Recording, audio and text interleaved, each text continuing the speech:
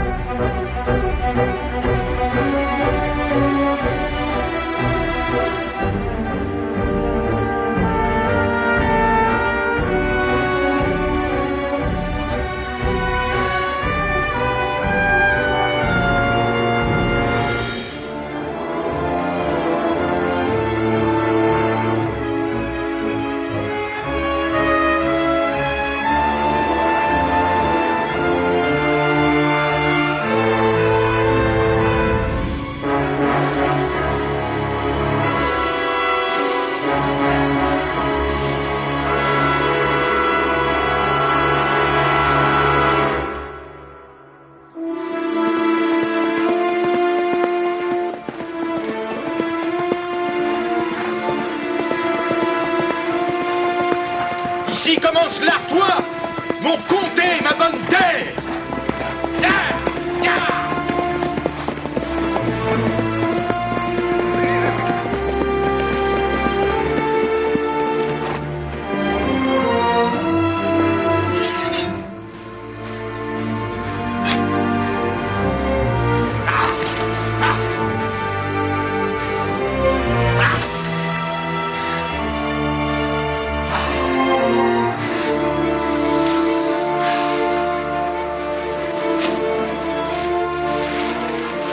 Je jure Dieu, Lormé, que ces épées ne quitteront point cette poitrine, que je n'ai reconquis mon comté jusqu'à son dernier champ, contre l'usurpatrice, ma tante Mao.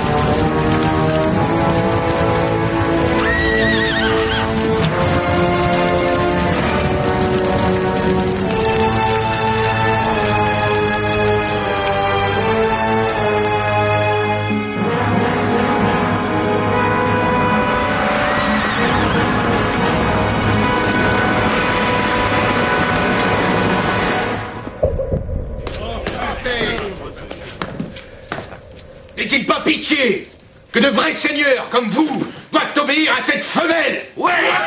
Qu'est-ce que tu fais là, toi? Allez, va-t'en! Allez!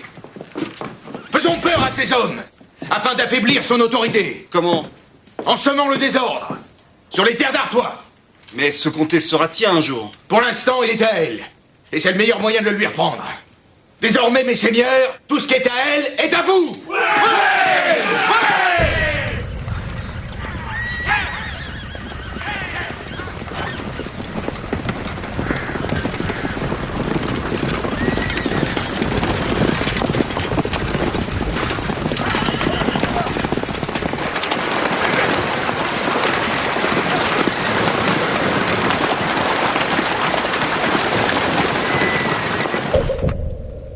Merci.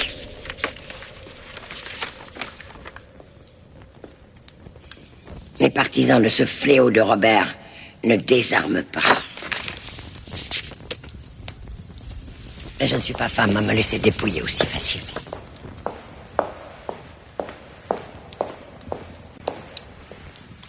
Ils veulent qu'on applique les coutumes. Appliquons les coutumes.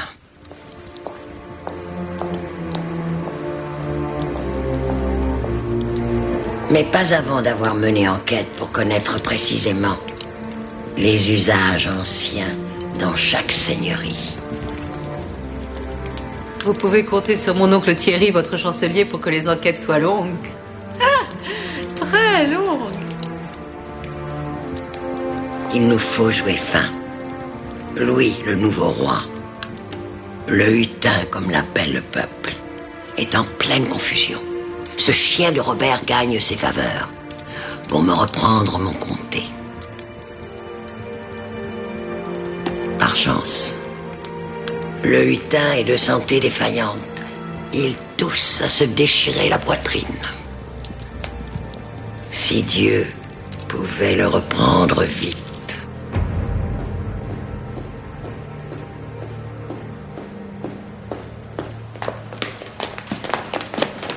Au nom du roi, messire de Marigny, je vous arrête.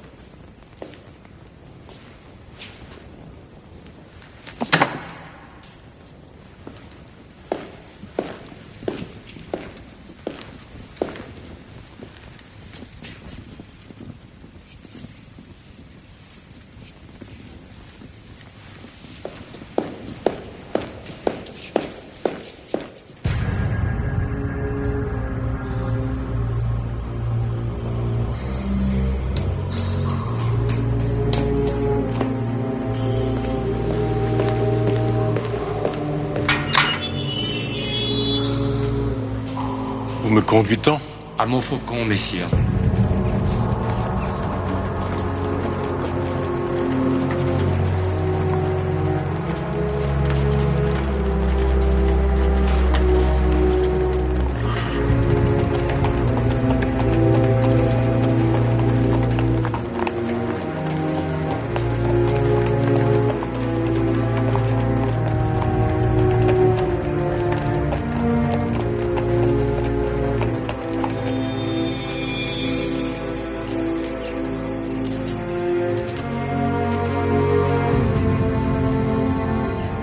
fils, repentez-vous des fautes pour lesquelles vous êtes condamnés.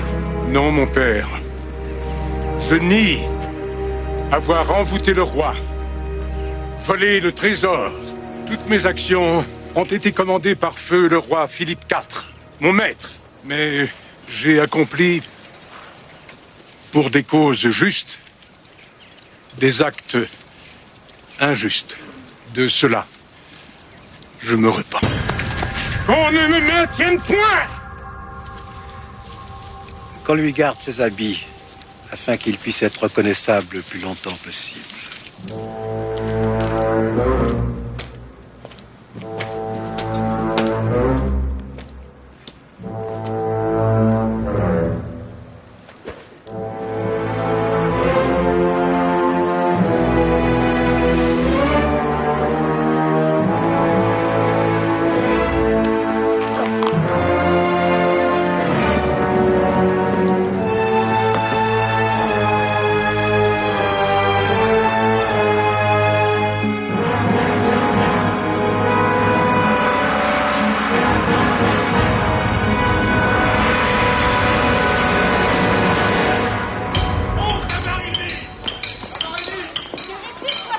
Continuez, bonne gens.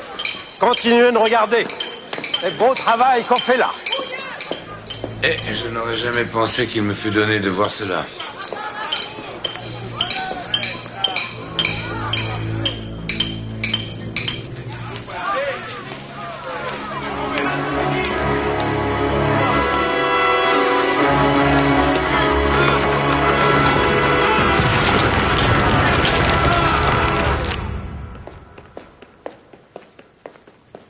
Mon peuple est content, n'est-ce pas? N'est-il pas vrai, dame Adeline, que j'ai fait pendre Marigny? Certes, monseigneur Louis. Je veux dire, sire, chacun se plaît à croire que le temps des malheurs est fini. C'est bien, c'est bien. Je veux qu'il en soit ainsi.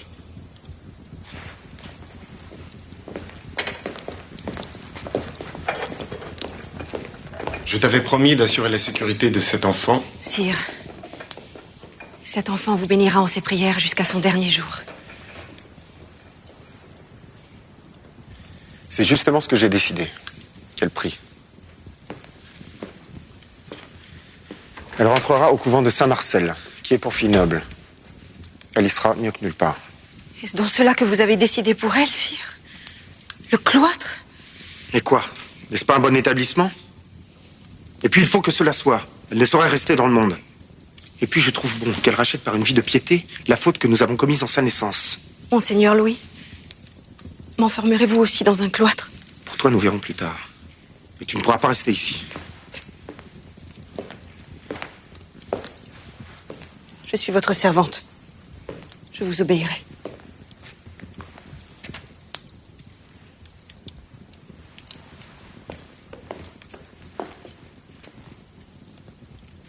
C'est elle?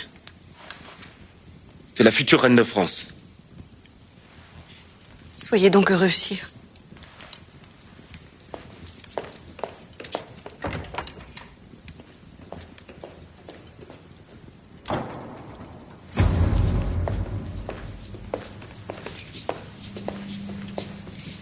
Tu pleures, maman? Oui, mon aimé, je pleure. Parce que je suis contente. Parce que maintenant, j'ai cessé de l'aimer.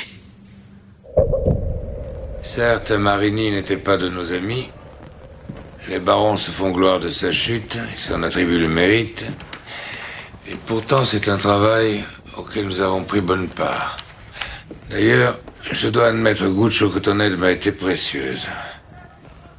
Alors, je tiens à te récompenser. Je veux mieux t'associer à mes affaires. Dis-moi, as-tu un souhait? Gérer le comptoir de Naufle. Naufle? Je vois que tu n'as que peu d'ambition, mon neveu. Naufle est un petit comptoir de campagne. C'est peu de choses. Il ne faut pas plus de 3 commis pour le faire fonctionner. Tu as de bien petits rêves. Non, il m'intéresse. Je suis sûr qu'on pourrait fort l'agrandir. Naufle. J'ai bien l'impression que ce qui t'attire là-bas, c'est Mademoiselle de Cressay. J'ai vu les comptes. Non seulement ces gens-là sont nos débiteurs, mais nous les nourrissons en plus. Elle m'aime. Autant que je l'aime. Elle est si belle. Et puis elle est de bonne noblesse. Elle est noble. Alors tu vas te mettre dans bien des ennuis. Souviens-toi que les nobles ne veulent qu'une chose, notre argent. Ils n'ont aucune envie de mêler leur sang au nôtre. La famille est d'accord? Elle le sera. Ses frères me traitent déjà comme l'un des leurs. Je ne sais que dire. Va. C'est mal aimer ceux qu'on aime que de vouloir leur bonheur malgré eux. D'ailleurs, les Siennois sont des hommes libres. Ils n'épousent que celles que leur dicte leur cœur. Va retrouver ta belle. Dis-lui que je lui ouvre les bras, que je l'attends et qu'elle sera la bienvenue à Paris. Merci.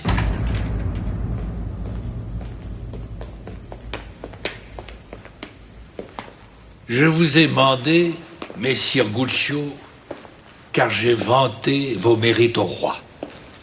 Et lui ai dit combien vous m'étiez précieux. Vous servirez toujours grand honneur pour moi. Alors, mon ami Guccio, nous repartons pour Naples.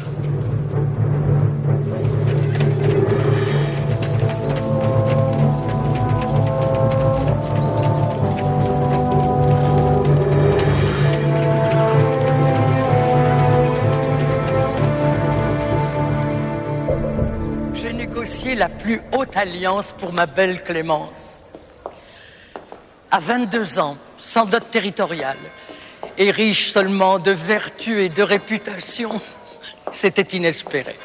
Tout de même, Marguerite de Bourgogne est morte fort à propos dans sa prison. N'ouvrez pas vos oreilles aux médisances. Il est naturel que le châtiment de Dieu se soit battu sur une femme qui trahit ses engagements conjugaux. Enfin, on répète que le roi n'est pas trop avenant de visage, ni des mieux doués quant au caractère. Et quoi? Mon époux était boiteux. Je ne m'en suis pas mal accommodé. Et puis on n'est pas reine pour être heureuse.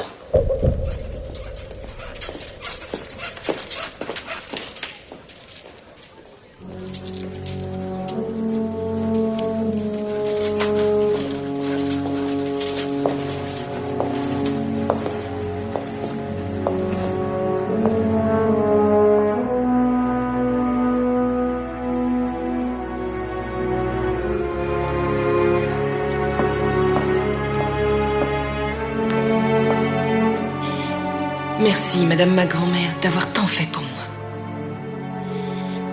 Je vais, grâce à vous, devenir reine de France.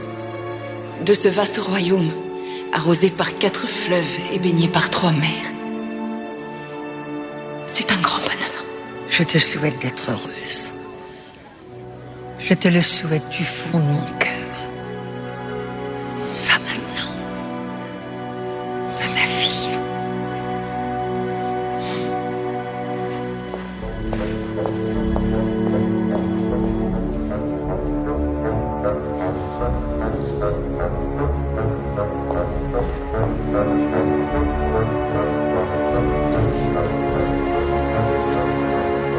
Maintenant, je peux mourir.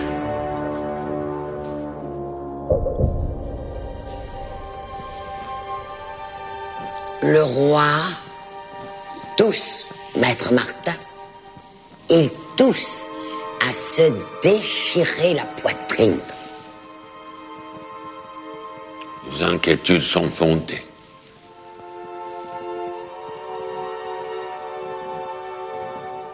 La carte du ciel ne lui prête pas une bonne santé et non plus une longue vie.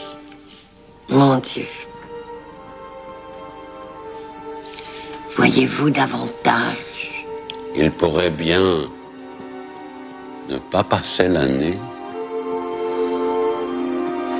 Mais voyez-vous que le roi ait tout de même le temps de prendre femme? Certes. Et d'avoir un enfant? Et que l'opposition que la lune fait à Mars n'annonce point pour cet enfant une vie exempte de difficultés. Il faudrait l'entourer de soins bien vigilants et de serviteurs bien fidèles. Comptez sur moi, maître Martin. Comptez sur moi. Les astres nous sont favorables. Il nous faudra agir promptement. Tu partiras demain à l'aube pour Dourdan.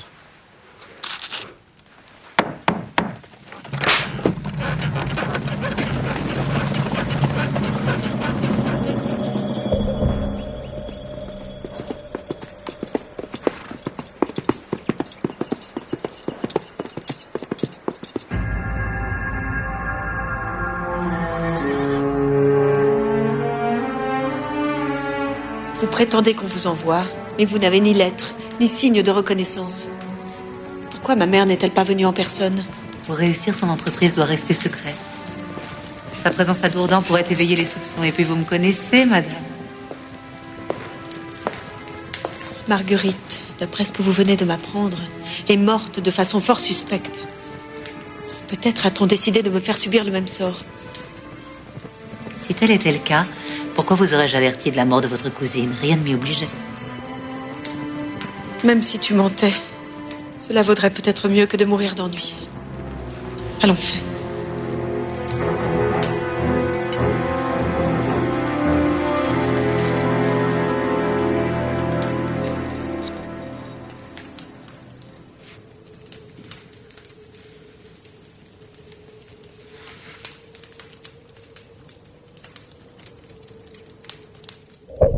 Alors, ce sang mélangé avec de la verveine, amourette, livrèche.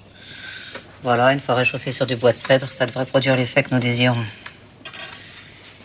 Il faut mélanger cet élixir à une boisson et la faire boire au comte de Poitiers. Avant peu, avec ce filtre, vous le verrez repris d'amour pour son épouse. Je crois à la vertu des poisons pour se débarrasser d'un ennemi, mais celle des filtres pour séduire un adversaire. Bon, bah, je le jette. Hein. Le plus difficile, surtout, ce sera de faire venir Philippe, et vite. Ce monstre de Robert a gagné les faveurs du roi. Le pire est à redouter. Ça ne coûte rien d'essayer.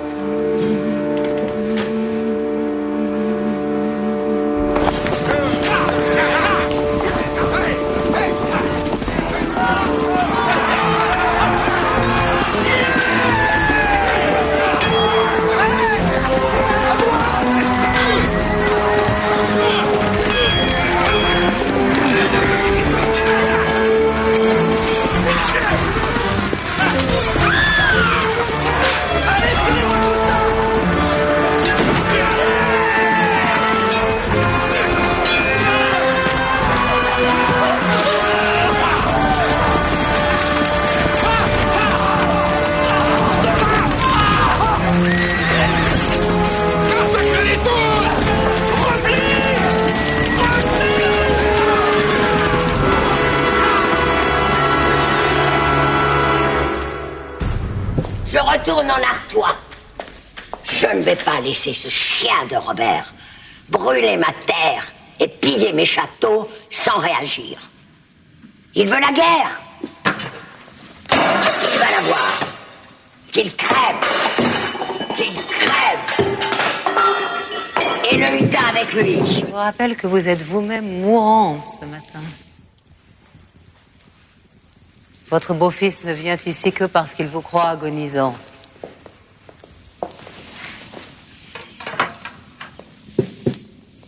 Et toi, tu fais ce que tu m'as dit. J'ai su que mes vassaux, assemblés par Robert, avaient prononcé un serment contre moi. C'est cela qui m'a remué les humeurs et mise dans l'état où je suis. Oh, toutes ces méchancetés avancent mon trépas. Philippe, sauver ma fille Jeanne de la mort. Elle n'a pas mérité une telle fin. Qui la menace? Robert. Lui, toujours lui. Ce grand fléau. de connivence avec Isabelle, votre sœur. Il a machiné la perte de ma fille et celle de Marguerite. J'ai appris que ce grand Satan était encore à Château-Gaillard, la veille du jour où Marguerite fut trouvée morte.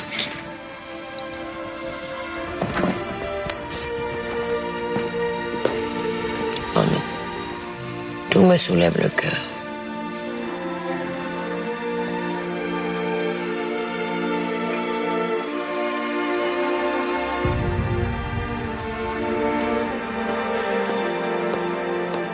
Robert et le roi sont complices d'un même meurtre.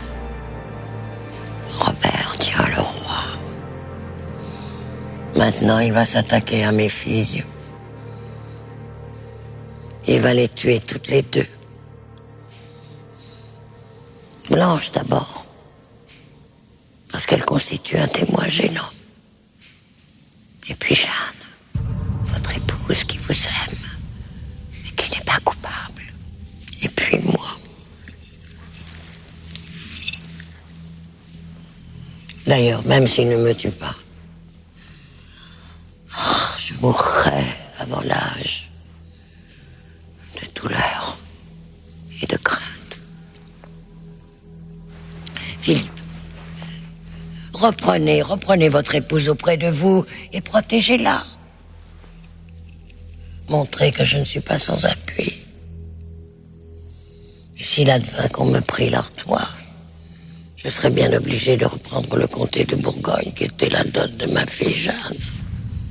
Et vous-même, alors, vous seriez bien en peine. Ne tirez-vous pas tous vos profits du comté de Bourgogne? Nous reparlerons de tout ceci. Nous allons nous revoir promptement, ma mère.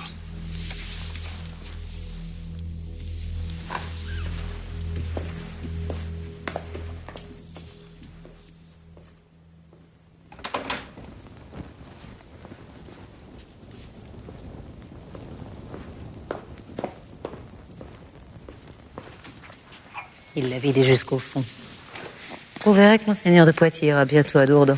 Je vois surtout qu'il ferait un très bon roi si nous perdions le nôtre. Et votre fille Jeanne, une très belle reine de France.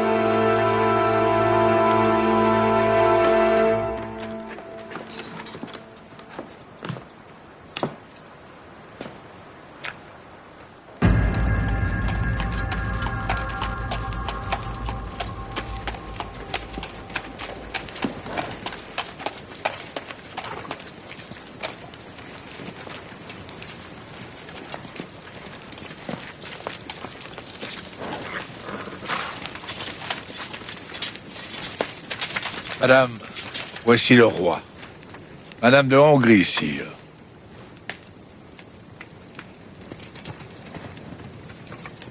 Sire Louis, je suis à jamais votre servant. Je craignais, chère cousine, que le portrait que l'on m'avait envoyé de vous ne fût trompeur. Mais je vois plus de beauté que l'image n'en montrait. Ma nièce, vous allez être mariée sur l'heure. Quoi, ici? Au milieu de cette boue? C'est un concours de circonstances. Nous revenons de la bataille de Flandre. Oui, mais pourquoi une telle hâte? Louis doit être sacré dimanche à Reims. Il souhaite que votre union se fasse auparavant, afin que vous puissiez être au sacre avec lui. Ego conjungo vos in matrimonium in nomine Patris et Filii et Spiritus Sancti.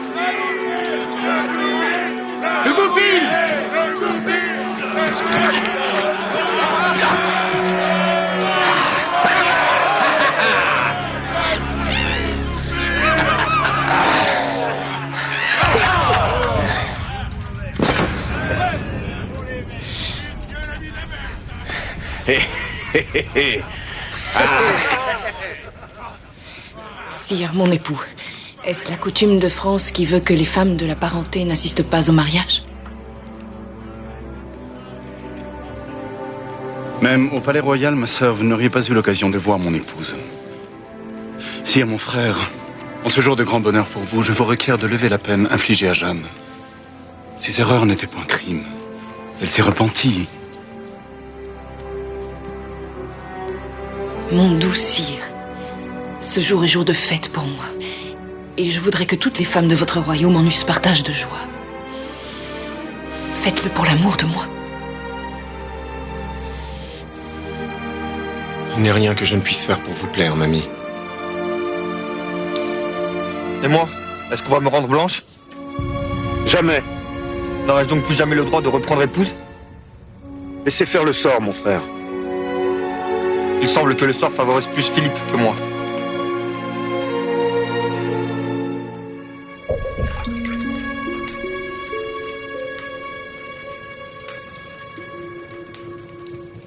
Crois-tu que mon époux me trouvera encore quelque charme? Votre séjour ici n'a pas altéré votre beauté.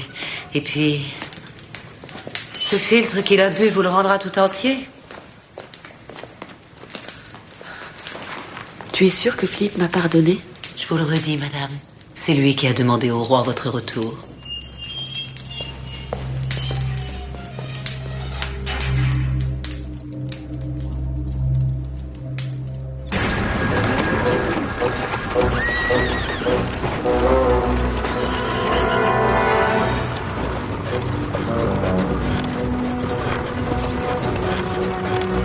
De grâce, madame, ne vous montrez pas, on ne nous aime guère par ici en ce moment. Pourtant, la campagne me paraît fort calme.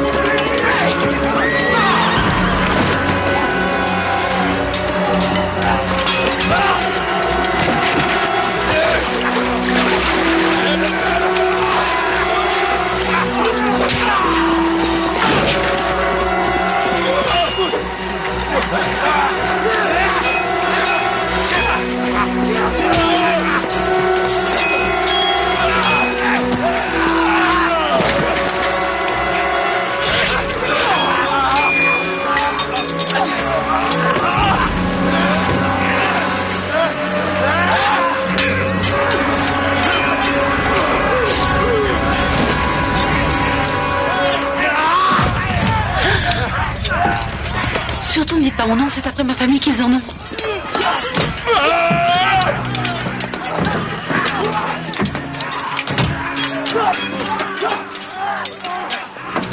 C'est bien son char! Mais la comtesse Maud n'est pas dedans! Je suis la comtesse de Poitiers. J'apprécie peu qu'on me dérange avec tant de fracas. Elle est sortie de prison? Oui. Voulez-vous me dire vos noms? Car j'ai coutume de ne parler qu'aux gens qui se sont nommés. Je suis le sire de Soistre. Voici messire de Fienne, messire de Caumont, messire de Saint-Venant. Comment? Je n'entends que nom de gentilshommes. Je ne l'aurais point cru. À votre façon d'en user avec des dames, qu'il conviendrait de protéger et non d'assaillir. Vous cherchez la comtesse d'Artois? Je vais vous mener jusqu'à elle, mais à la condition que vous n'attentiez pas à nos vies ni à celles de nos soldats. Dans le cas contraire, c'est au roi, mon beau-frère, que vous aurez à en rendre compte. Réfléchissez, messire, et faites le bon choix.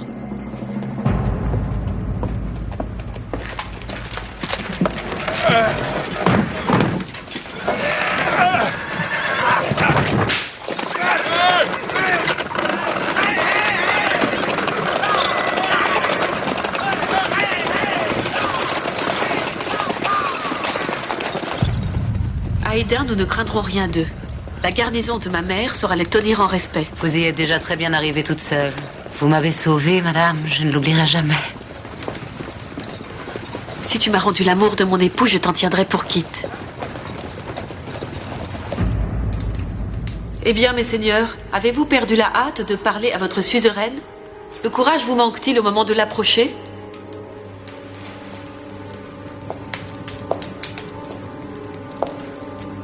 Vous vous attaquez à ma fille pour me faire fléchir. Sans sa manière de chevalier.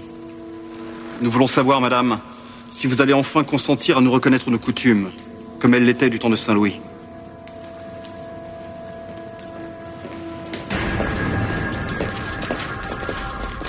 Mes seigneurs,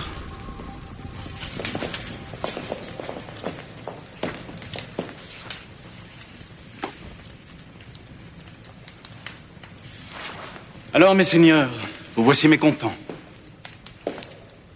Eh bien, nous aussi. N'est-ce pas, ma mère? Si la comtesse d'Artois voulait vous châtier des mauvais usages que vous avez envers elle, ça lui serait facile. Messire de Soistre, le roi vous a envoyé 2 émissaires avec mission de conclure la trêve. Pourquoi la refusez-vous? Mes compagnons n'ont plus confiance en la comtesse Mao. La trêve vous était demandée au nom du roi. C'est à lui que vous faites offense en doutant de sa parole. Mais monseigneur Robert nous avait assuré... Les gardes, mes bons sires, à ne pas trop écouter les avis de monseigneur d'Artois qui parle un peu facilement au nom du roi. Il a perdu sa cause contre madame Mao. Depuis 6 ans, tout ce qui se passe dans ce comté ne regarde que vous, la comtesse et le roi. Allons, sortez d'ici. Et sachez faire entendre sagesse à vos amis.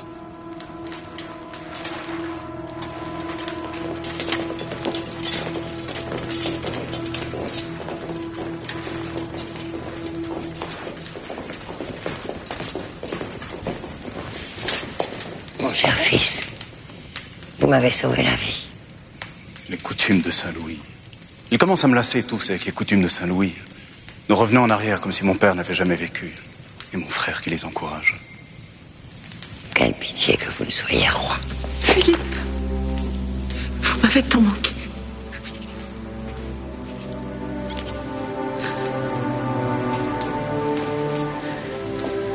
Votre femme, hélas.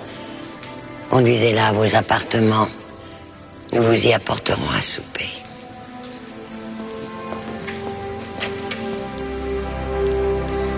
Je vous avais dit qu'elle vous aimait.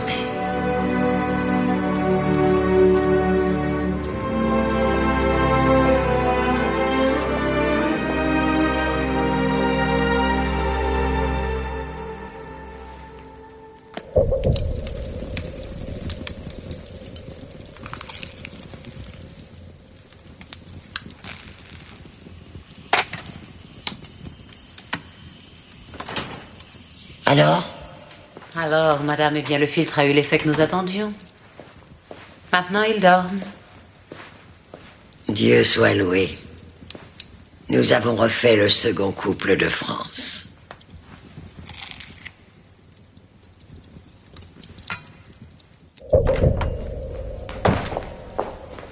Il arrive. Qui? Guccio, il arrive demain. Bonne nouvelle, c'est un gentil compagnon.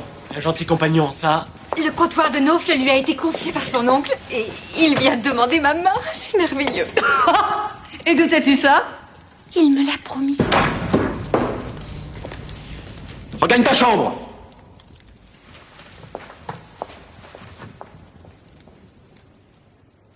Jamais, jamais, jamais!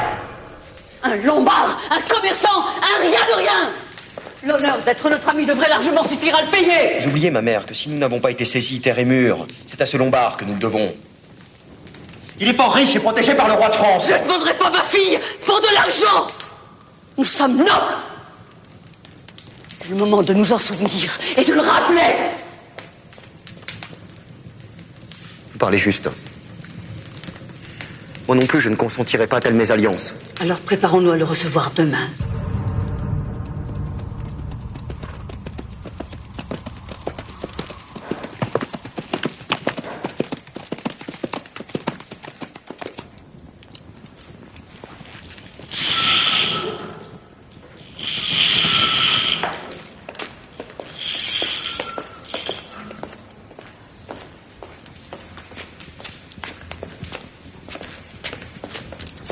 Aurais-je le plaisir de voir Mademoiselle Marie?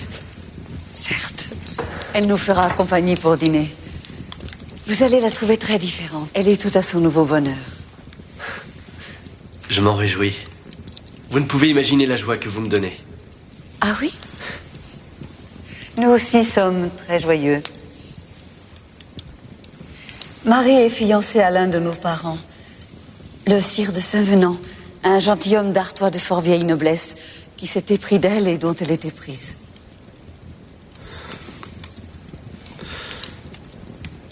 Et quand les noces auront-elles lieu? Dès les premiers jours de l'été. C'est tout juste comme si c'était fait. Marie.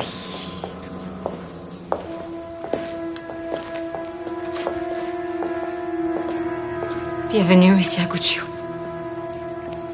Mes félicitations, Mademoiselle Marie. Voici le cadeau que je vous offre pour vos noces.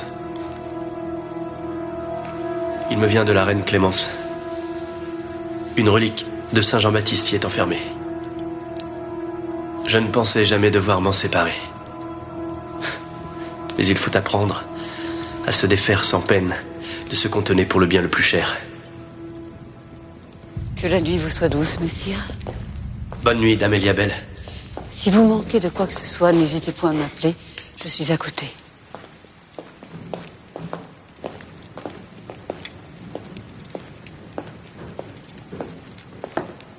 Guccio. Elle vous fait dire qu'elle vous attendra demain matin, à l'endroit où vous savez. Dites à Madame Marie que je ne souhaite plus la rencontrer. Elle fait peine à voir. Je vous jure, messire, que si on vous a offensé, cela ne vient point d'elle.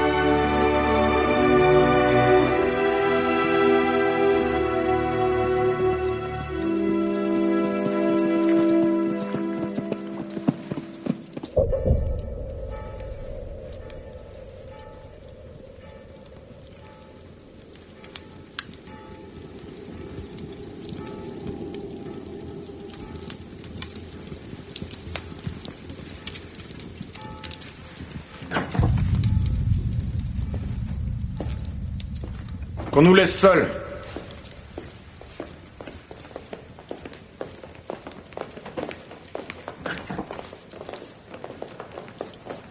Voici un cadeau, mamie.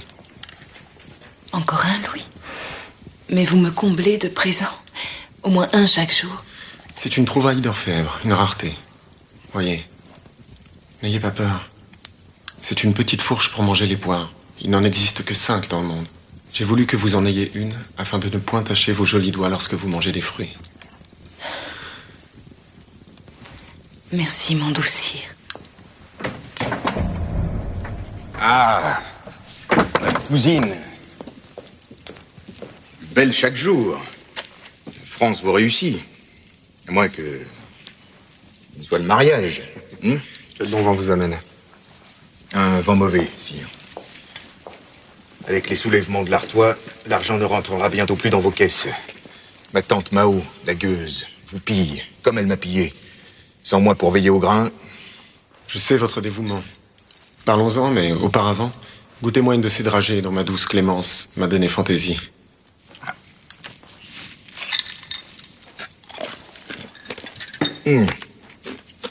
Goûteuse. Goûteuse. Il vous faut agir, sire. Et promptement. L'Artois ne peut demeurer plus longtemps entre les pognes de cette punaise. Il faut un nouvel arbitrage. Sinon, il en sera de l'Artois comme des Flandres. Et vous y perdrez gros.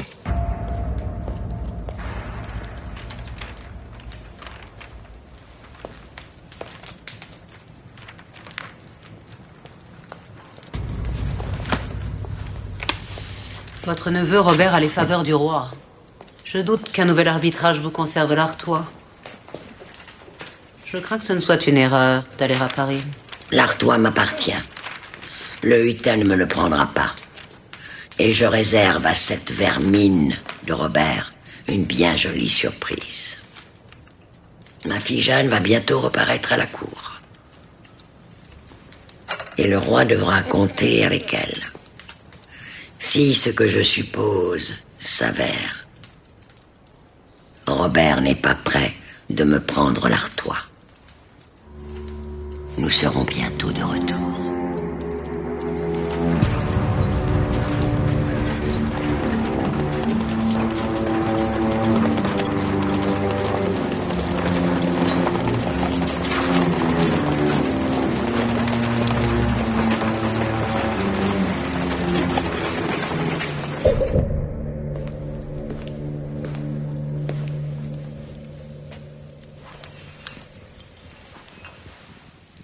Comme elle est pesante. Elle me paraissait déjà telle le jour du sacre. Sire, recevrez-vous d'abord Maître Martin, qui vient d'arriver. Oui, je veux le voir séant.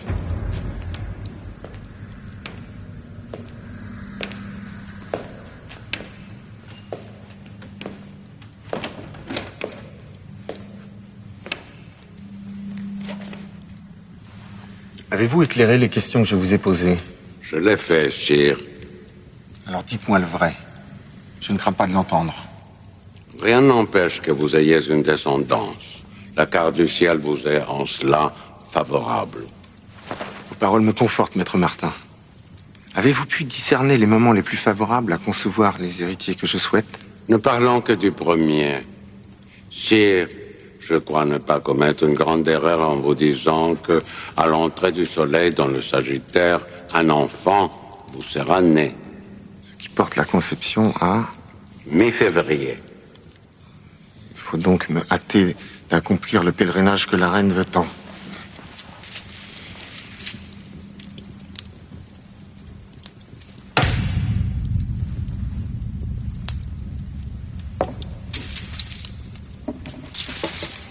Sire, encore un mot pour la sauvegarde de votre santé. Méfiez-vous de venin, surtout au déclin du printemps. Du venin? Vous voulez dire des morsures de vipères? Non, sire. Je parle de nourriture de bouche. Je vous sais gré de votre conseil.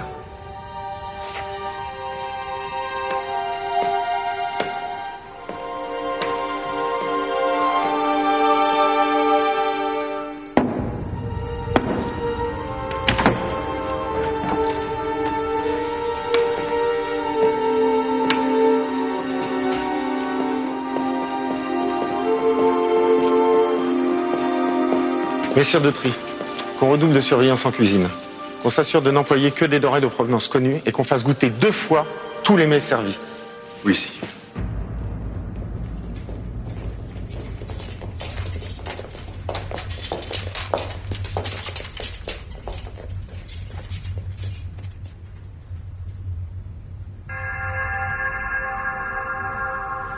In nomine Patri et Filii et Spiritus Sancto. Amen. Amen. Vous la changez, voilà qui se prend pour un évêque en chair. Nous avons le désir très grand et le devoir, par commission de Dieu, de maintenir l'ordre dans notre royaume et de condamner la division entre nos sujets. Sire, je ne désire rien tant que la concorde et souhaite en tout vous complaire. En est-il de même pour vous, messire? Sire, nous ne voulons que l'apaisement et nous montrer vos plus fidèles vassaux. Les discordes en Artois ont compromis l'équilibre du trésor. l'argent de cette riche terre ne remonte plus jusqu'au royaume. Ainsi, avons-nous décidé de rendre notre arbitrage. Chancelier, lisez la sentence d'arbitrage.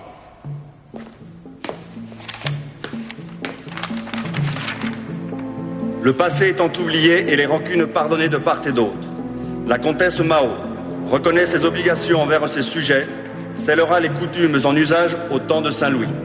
D'autre part, la comtesse devra rendre au seigneur les terres qu'elle détient sans jugement. Si l'on se plaint de la comtesse, le roi fera examiner par des enquêteurs si la plainte est fondée. Dans ce cas, si la comtesse refuse justice, le roi la contraindra. Mais il n'a jamais été question de cela. C'est un mauvais agent.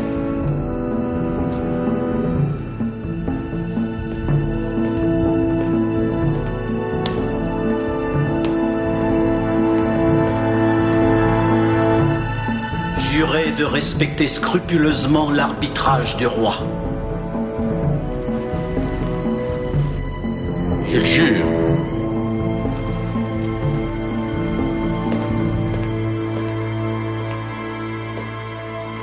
Je refuse de jurer.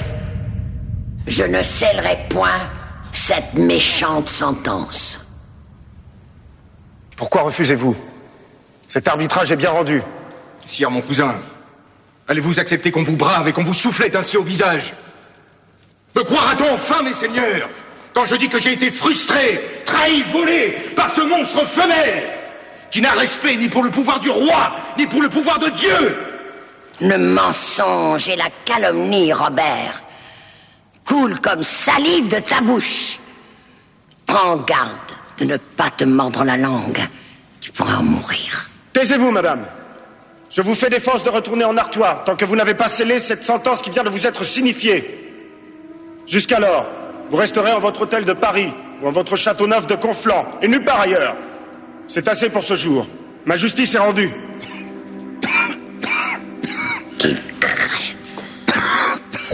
Mao scellera l'arbitrage, banquier. Je la tiens. Et en attendant, j'ai besoin d'un messager diligent pour faire parvenir ceci en Artois. Et les amis de ma bonne tante ont lâché les chiens sur tout ce qui vient de chez moi. Votre neveu, Guccio, ferait parfaitement l'affaire, non? Mon neveu est requis ces jours-ci par une intrigue d'amour avec une dame de la noblesse. Mais je crois avoir quelque chose qui pourrait vous convenir tout à fait. Une robe de moine. Cela se remarque peu par les routes. Un moine? Un Italien. Oui, c'est déjà mieux. Vois-tu, banquier, ma tante, Dieu l'étrangle, ne peut quitter Paris sauf à enfreindre les ordres du roi. Grâce à votre ordre, je me suis acquis la conscience de 2 sergents de son... non, plutôt de mon château d'Édin. Ces coquins laisseront entrer mes amis dans la place. J'escompte un solide pillage dont je vous chargerai de vendre le butin. Ah, dites à votre moine qu'il doit avoir le sire de Fienne et nul autre. Soistre et Comont sont trop surveillés. Amusez-vous avec les dames de haut lignage, c'est de votre âge. Dans quelques années, vous comprendrez qu'elles sont aussi catins que les autres, que les plaisirs qu'elles vous marchandent, on les a pour 10 sous au Bordeaux. Hein? Alors, Filiomir, je ne t'attendais pas si tôt. À quand la noce? Ces gens sont des monstres. Ils séquestrent Marie, ils lui ont interdit de me revoir. Elle a risqué sa vie pour m'avertir. Ils veulent la marier à un cousin vieux et difforme. Un vieillard de 45 ans. Un jeune vieillard. Marie mourra. Elle mourra si on la contraint d'en épouser un autre. Ceci, je ne le permettrai jamais. Si personne ne m'aide, je suis prêt à l'enlever et à l'amener en Italie. Ah. Ouais, pauvre malheureux, n'y pense pas. Vous ne ferez guère plus de 10 lieues avant que l'on ne vienne vous arrêter tous les deux. Ils mettront ta donzelle au couvent et toi, ils te pendront à l'arbre le plus proche. Non, non. Crois-moi, mon garçon, on ne plaisante pas avec le droit des nobles. Mais puisque tu as décidé de l'épouser, je vais tenter de t'en donner le moyen. C'est bien, il me semble, la seule façon de te guérir de cette folie. Merci.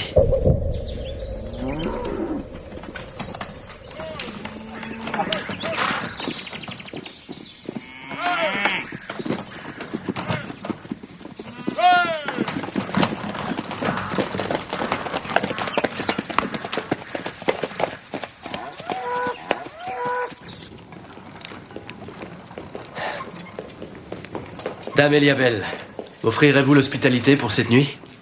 Mes commis ont emporté les clés du comptoir de Naufle. Voici frère Vincenzo. Demain, il rejoint un couvent à Douai.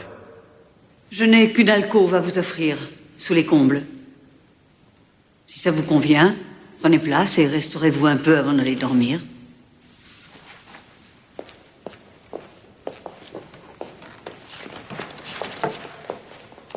Ne vous endormez pas cette nuit. Et tenez-vous prête à sortir.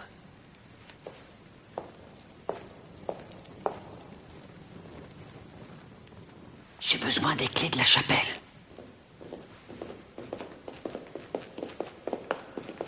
Frère Vincenzo demande si vous pouvez lui confier les clés de la chapelle. Il doit repartir fort tôt demain et il voudrait dire sa messe. Margot, de couvert pour nous autres.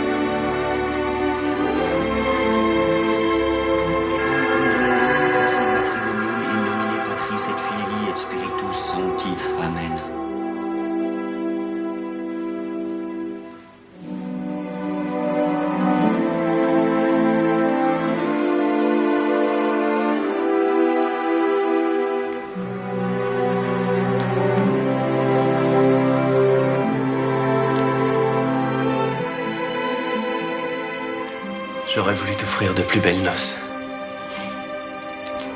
Pour moi, ce sont les plus belles, puisqu'elles me lient à toi.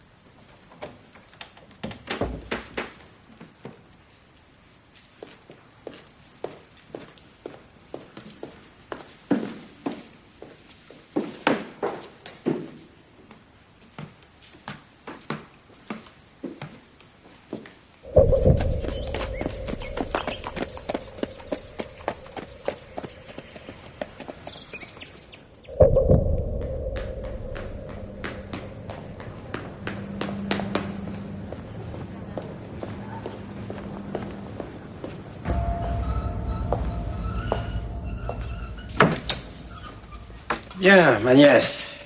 Je porte une nouvelle qui va faire grand bruit à la cour. Votre belle-sœur, Jeanne de Poitiers, est grosse. Les matrones l'ont confirmé ce matin. Je suis fort aise pour Madame de Poitiers. Elle peut avoir reconnaissance. C'est vous qui avez obtenu son pardon et lui avez rendu son époux. Dieu me prouve que j'ai bien fait, puisqu'il a décidé de bénir cette union. J'aimerais qu'il bénisse la vôtre aussi rapidement. Ma nièce, vous savez que je n'ai pas l'habitude de mâcher mes mots. Le roi Louis assure-t-il auprès de vous tous ses devoirs? Louis m'est très attentif. Mais depuis 5 mois, honore-t-il votre couche régulièrement? Presque chaque nuit, mon oncle. C'est moi qui ai fait ce mariage, ma nièce. Je ne voudrais pas qu'on me le reprochât. Les femmes de notre famille sont très fécondes. Elles l'ont prouvé maintes fois. Si donc il existe un obstacle à l'accomplissement de votre vœu, ce n'est pas de mon sang qu'il saurait venir. Et sur ce point, messire, nous avons assez parlé pour ce jour et pour toujours.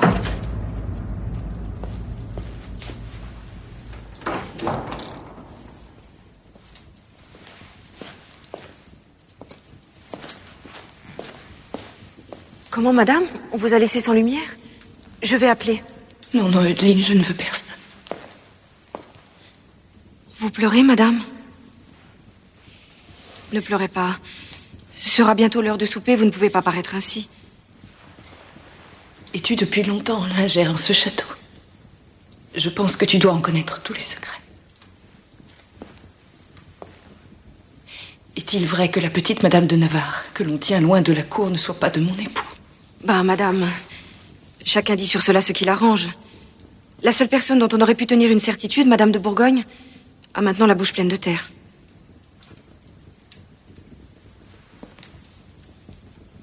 Vous vous inquiétez, Madame, de savoir si notre roi... Rassurez-vous, Madame. Monseigneur Louis n'est pas empêché d'avoir un héritier. Ah bon, qu'en sais-tu? Je le sais mieux que personne. Sans doute devrais-je me taire. Mais ce n'est point offenser une dame telle que vous, de si haute naissance et de si grande charité, que de vous avouer que ma fille est de Monseigneur Louis. Ce n'est point moi qui l'ai voulu. Il était si jeune. Je veux voir ta fille. Je vous demande de n'en rien faire. On saurait que je vous ai parlé. Elle ressemble tellement au roi que par crainte que sa vue vous blesse, il l'a fait enfermer dans un couvent. Et dès qu'elle sera en âge, elle sera cloîtrée. Mais pourquoi? Comment a-t-on pu penser qu'un tel acte saurait me plaire? Ma pauvre Déline, c'est à cause de moi que l'on t'a enlevé ta fille. Eh bien, elle te sera rendue. Je la protégerai. J'en veux parler au roi. Je vous en prie, Madame. N'en faites rien.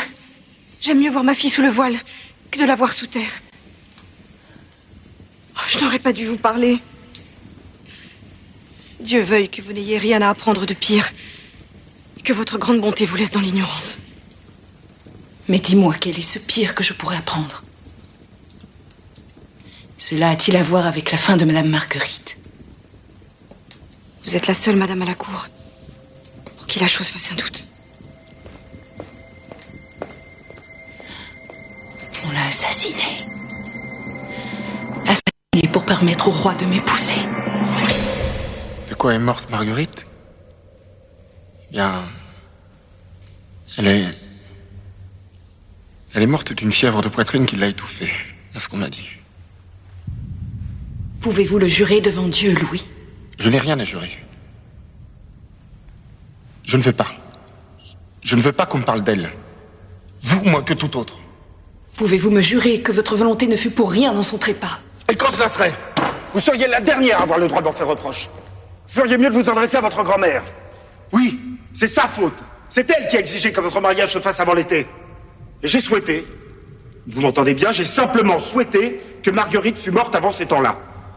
Et j'ai été entendu. Voilà tout. C'est à cause de ce crime que Dieu ne nous permet pas d'avoir d'enfants. De ce crime et de tous ceux que vous avez commis.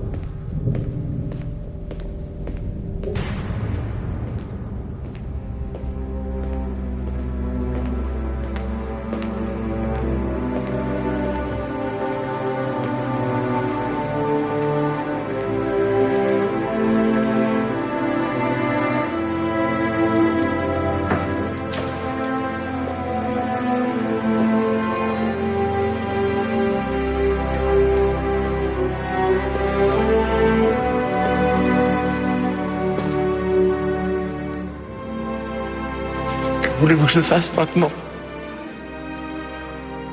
Je ne puis ressusciter les morts.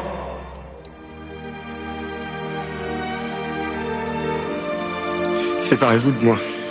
Retournez à Naples et attendez un pape pour défaire nos liens. Un pape. Rien ne serait arrivé s'il y avait eu un pape. Je n'ai pas l'intention de vous quitter. Je suis votre épouse. Pour partager avec vous joie et misère. Ce que je souhaite, c'est sauver votre âme, ainsi que vous inspirer le repentir sans lequel il n'est point de pardon. Comme vous êtes bonne. Rien meilleur que moi. promets de m'amender. Je serai que vous voulez. Mes remords me causent de grandes frayeurs, vous savez. Je n'oublie que dans vos bras. Il nous faut faire pénitence. Oui, nous allons faire pénitence, mamie. Jeûnez 3 fois la semaine, si vous voulez. Louis, on dirait que vous ne m'écoutez pas. Si, je vous écoute. J'entends que vous vous refusez à moi. J'entends que je ne vous plais point et que vous en usez avec moi comme Marguerite. Suis-je donc maudit de ne pouvoir être aimé de qui j'aime? C'est bien. Je ferai comme il vous plaira. Laissez brûler les cierges.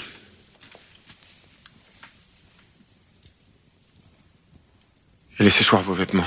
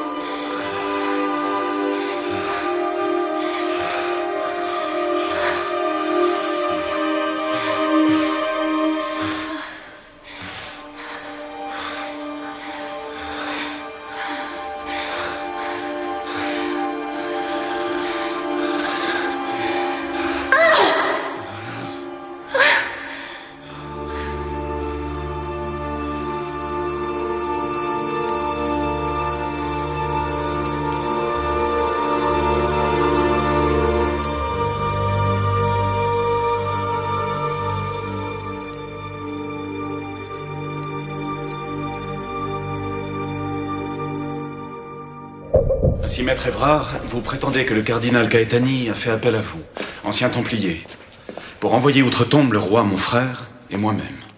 Par envoûtement, oui, monseigneur. Je jure, Dieu, que je dis le vrai. Il ne faut pas jurer, c'est péché. Le cardinal m'a fait livrer une livre de cire vierge.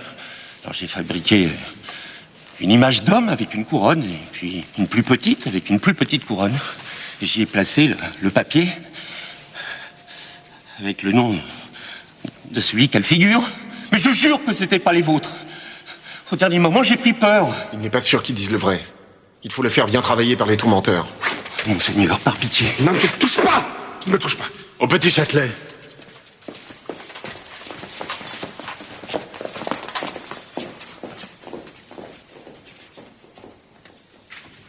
Ne serait-il point souhaitable, mon neveu, que Philippe, dont le jugement est si sûr, aille faire un petit tour à Lyon du côté du conclave, afin d'éviter toutes ces querelles?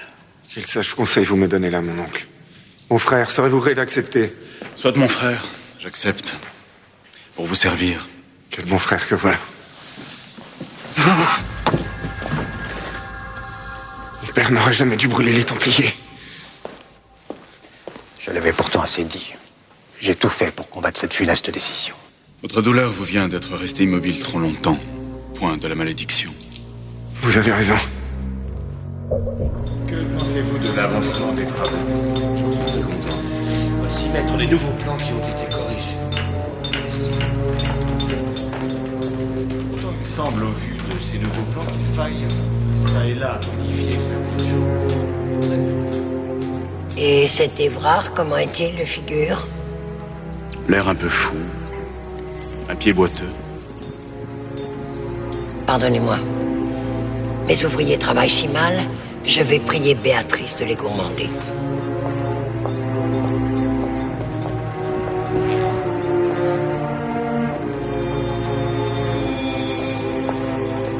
C'est le Templier qui nous a aidés à tuer Nogaret.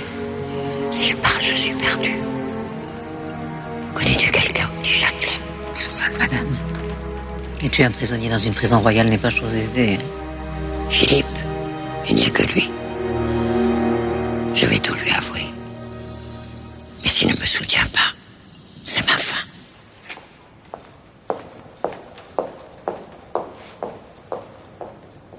Pardonnez-moi. Et ce Templier, l'a-t-on tourmenté? On n'a pas eu le temps. Mon fils. Monsieur Grandemain, Gilles s'est pendu cette nuit dans sa cellule. Vous vouliez me dire quelque chose, ma mère? Je voulais vous parler de ma fille Jeanne. Allez-vous emmener Jeanne à Lyon? Non, son état me paraît l'interdire. Moi aussi, je voulais vous entretenir d'elle. En mon absence, j'aimerais que Jeanne reste ici auprès de vous. À tout dire, je me méfie assez des entreprises de notre cousin Robert. Lorsqu'il ne peut venir à bout des hommes, il s'attaque aux femmes. Ce qui signifie, mon fils, que vous me rangez parmi les hommes. Si c'est un compliment, il me convient fort bien. En vérité, c'est un compliment. Il m'inquiète que vous soyez loin. Mes ennemis vont sûrement en tirer parti pour agir contre l'Artois. Prétexter de mon absence pour ne céder rien, ce sera plus sage. Je souhaite être de retour pour la délivrance de Jeanne. J'allais omettre de vous dire que Madame de Hongrie attend, elle aussi, un heureux événement. La reine Clémence est enceinte. Excellente nouvelle.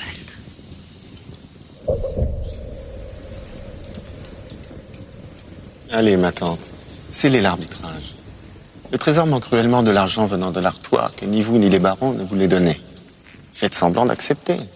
Vous pourrez toujours reprendre d'une main ce que vous aurez donné de l'autre. Vous voyez, sire mon cousin, moi je ne suis point un souverain prince. Et justement, puisque je suis souverain au-dessus de vous, s'il y a différent, on le portera devant moi et je le trancherai en votre faveur.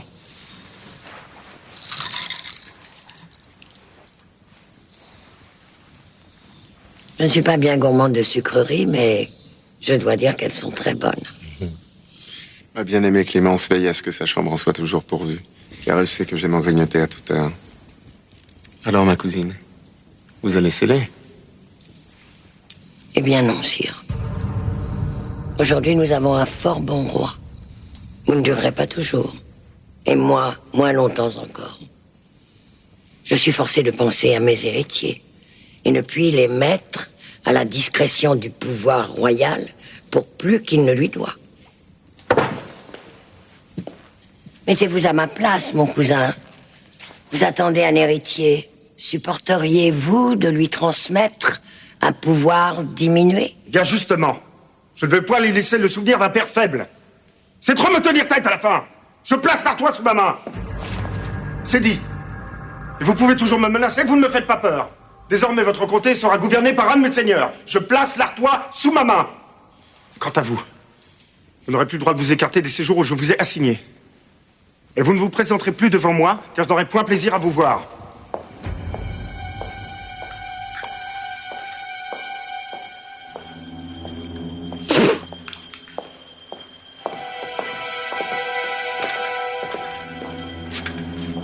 J'ai gagné, mon bon Lormé. Comme il ne touchait plus l'argent de l'Artois, le hutin enfin est obligé de choisir son camp. On m'enferme, on me vole mon bien. Paris est ma prison. Et toi? Tu veux rien faire, non? Es-tu donc bonne qu'à dépenser mon argent, à tatiffer de robes et à tourner de la croupe devant le premier chien coiffé? As-tu décidé de ne plus mettre d'aucun recours? Comment, mais les clous de girofle que je vous ai fait porter n'ont-ils pas apaisé la douleur? Mais il s'agit bien de ma dent. J'en ai une bien plus grosse à arracher, et tu en connais le nom. Vraiment, madame? Est-ce si haute mort que vous souhaitez? À quoi crois-tu donc que je pense depuis une semaine? Que puis-je faire d'autre que prier Dieu du matin au soir et du soir au matin pour que Louis se rompe le col en tombant de cheval? Il doit y avoir des moyens plus rapides. C'est maintenant qu'il me conviendrait qu'il mourût. Votre gendre deviendrait régent du royaume et vous rendrait l'Artois. Voilà. Tu me comprends à merveille, ma petite Béatrice. À celui qui me fournirait une bonne recette de délivrance, je ne marchanderai pas l'or, je te l'assure. Poison. Poison et envoyer Louis le hutin en enfer par nourriture convenablement préparée. Ah oui. Et tu vas aller trouver le roi et lui dire: sire, voilà une belle tarte aux groseilles que votre cousine Mao, qui vous aime tant, vous envoie. Il fait goûter 3 fois ses mets avant qu'on les lui serve. Il est aussi craintif que méchant. Mais il communie souvent. L'hostie s'avale de confiance. Mais non. Cela vient trop facilement à l'esprit pour qu'on ne s'en défie pas. Son chapelain, lui-même, est surveillé. Maintenant. Et dire que c'est encore à cause de Louis. Les dragées.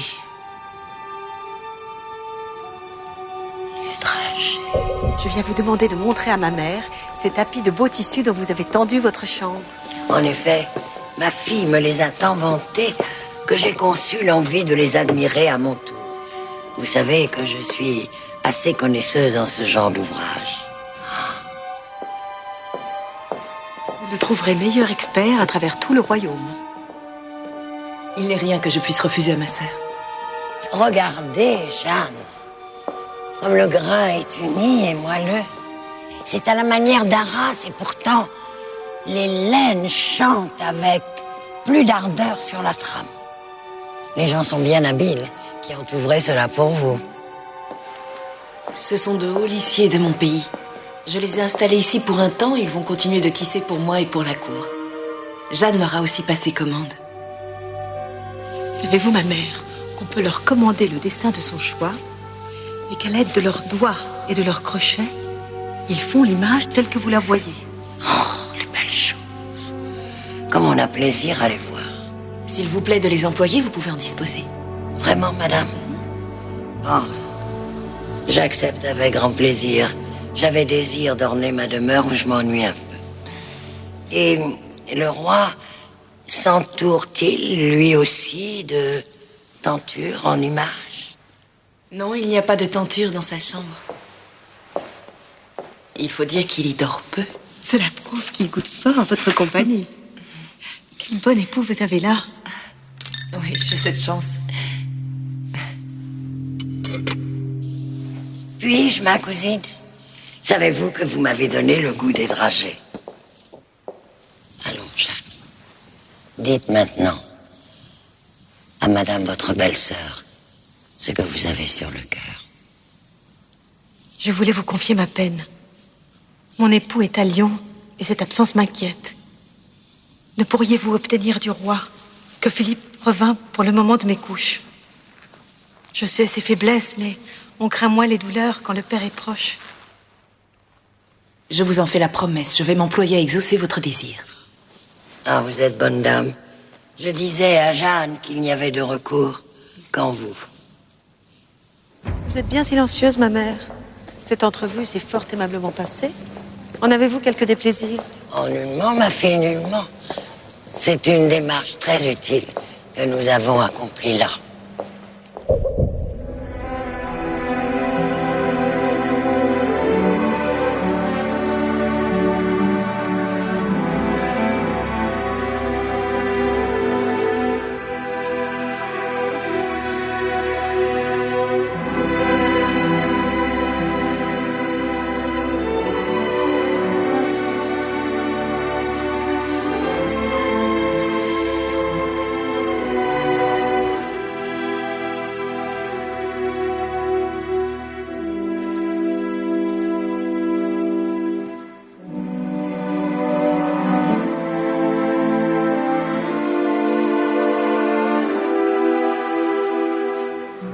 Un enfant, tu dis?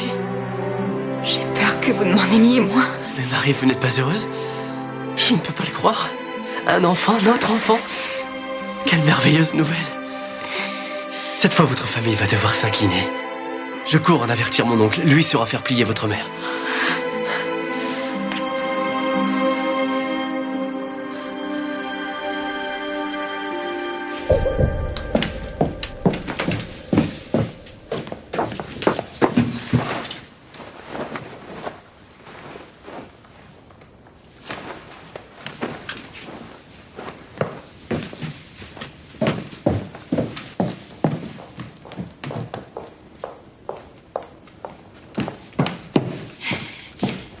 Bonjour, maman.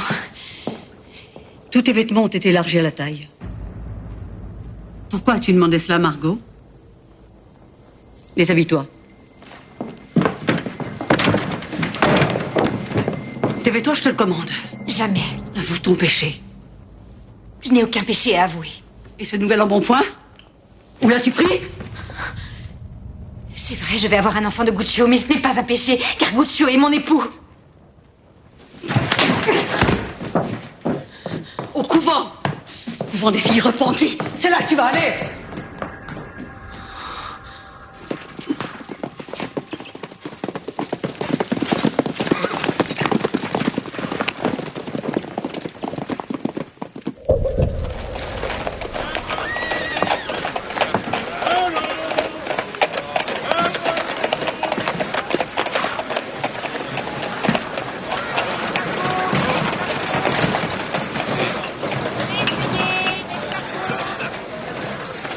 Il a déshonoré notre sœur, ce chien. Cet usurier. Le moine. Où est le moine?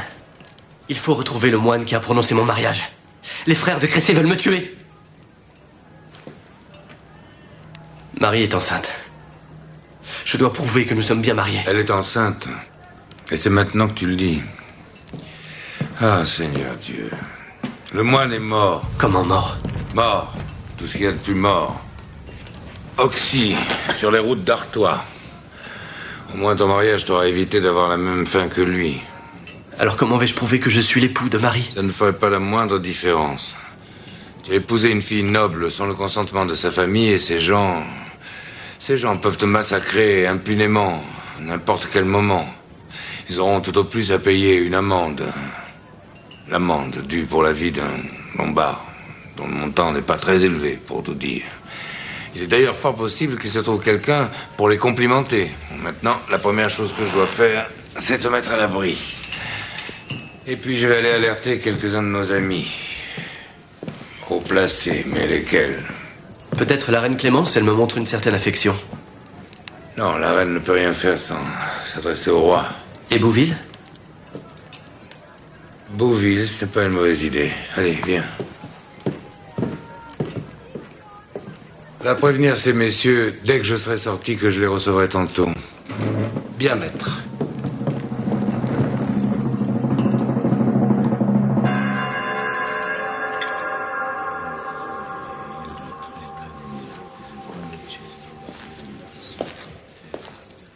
Hier encore, il a joué à la paume. Il est rentré chez la reine. Il s'est plié en deux. Ça a commencé à vomir. Mais cet ancien templier et son affaire d'envoûtement, vous croyez qu'il prendrait soin du trône? Louis a appelé son chancelier pour dicter un codicille. Mais il n'a prévu aucune disposition pour la régence. Alors Clémence régentera? Elle est italienne et reine depuis peu. Nos barons, qui ne la connaissent pas très bien, pourraient s'y opposer. Philippe? Il est à Lyon et ne reviendra pas de sitôt. Alors vous, monseigneur, dans le fond, cela ne vous changera guère.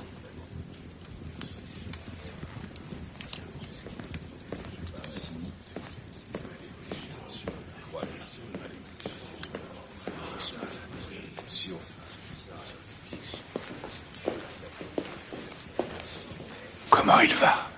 Le roi se meurt, sire de Bouville.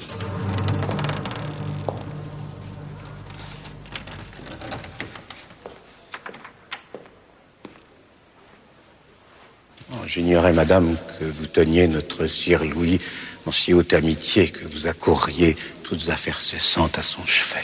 Quand le malheur qui nous frappe dépasse nos chicanes, mon cousin, je suis venu soutenir notre chère Clémence. La pauvre enfant s'attend déjà au pire. La reine sait qu'elle peut compter sur moi. En tout cas, son état ne lui permet guère d'assumer les tâches du royaume. Soyez sans crainte. Je saurai veiller sur la mère du futur roi. Si Dieu nous accorde qu'elle attende un fils. Mais dites-moi, Charles, j'entends déjà dans vos paroles comme un ton de régence. Oui, sans doute parce que je suis le seul à pouvoir l'exercer utilement. Mon cousin, Louis respire encore. Différez vos projets jusqu'à son trépas. Et plutôt que de me retenir ici, faites comme moi. Priez pour qu'un miracle le sauve.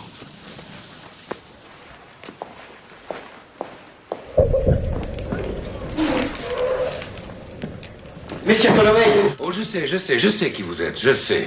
Mais ce qui vous arrive n'est rien auprès de ce qui nous afflige. C'est terrible, mes enfants, mes amis. C'est une chose trop affreuse. Le roi Oui, notre roi, bien-aimé, n'est plus. À genoux, mes enfants, et prions pour son âme. Agenouillez-vous, messire, à genoux tous. Prions, mes amis. In nomine Patris et Filii et Spiritus Sancti, Amen. Pater noster qui es in celis, sanctificetur nomen tuum, adveniat regnum tuum. Mon neveu, ce bandit, ce scélérat, me fallait-il cette douleur supplémentaire aujourd'hui? Et en plus, il est lâche, parce qu'il n'a pas eu le courage d'affronter ma colère. Il a fui, il a préféré partir, pour Sienne, d'un seul trait, sans m'en avertir.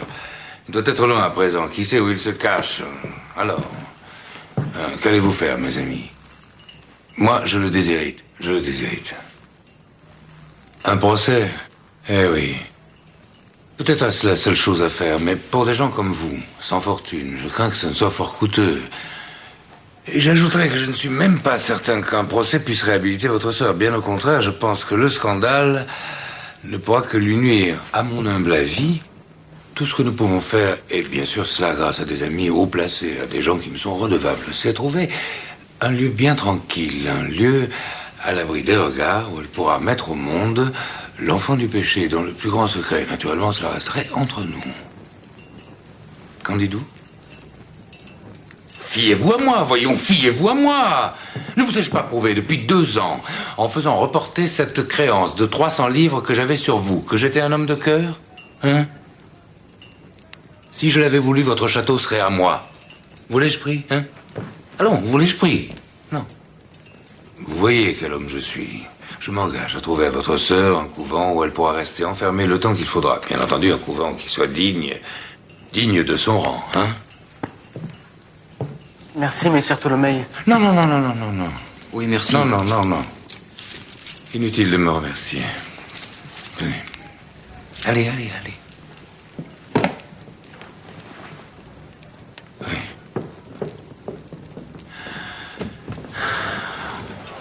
De beaux couillons. Il ne reste plus qu'à espérer que le roi trépasse rapidement.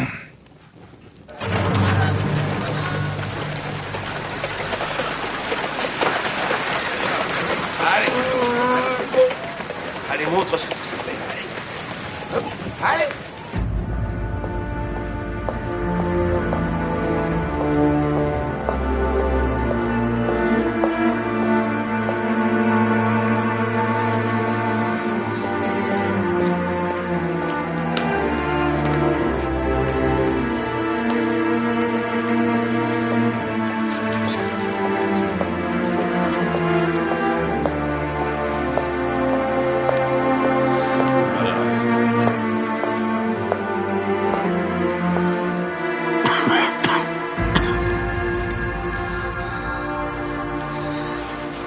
Clémence.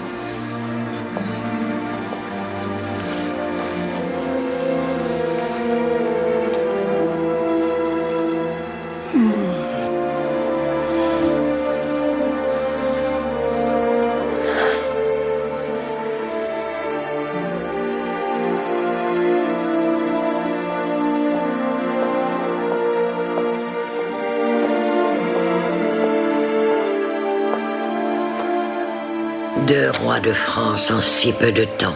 Quelle fatalité. Pauvre royaume.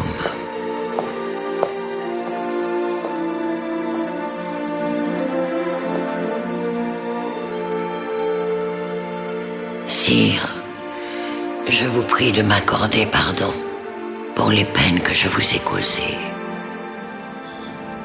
Je vous pardonne, cousine, si vous vous soumettez au pouvoir du roi. Sire, je vous en fais serment.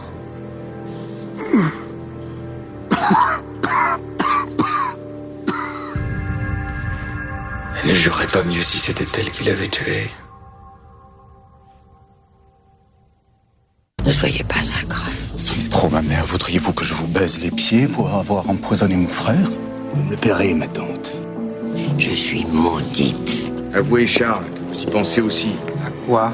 À la malédiction. Ce chien de Robert triomphe. Détruit tout. Qu'il me nargue du moment qu'il se rend. On ne peut refuser un parti si flatteur, mon cousin. On me trahit, Philippe. Ma mère. Nul ne doit savoir que j'ai un fils. C'est vertu que de protéger son roi. Pauvre enfant. Il n'a pas l'air bien solide. Laissons faire Dieu. Naturellement, Philippe. De quoi souffre-t-il? Un mal d'entrailles qui le déchire. 4 rois de France disparus en si peu de temps. Mortimer essaie d'obtenir du nouveau roi qu'il aide sa sœur. Elle exagère. Il ne lui reste que la vie. Chassez votre sœur de France. Elle apporte le malheur.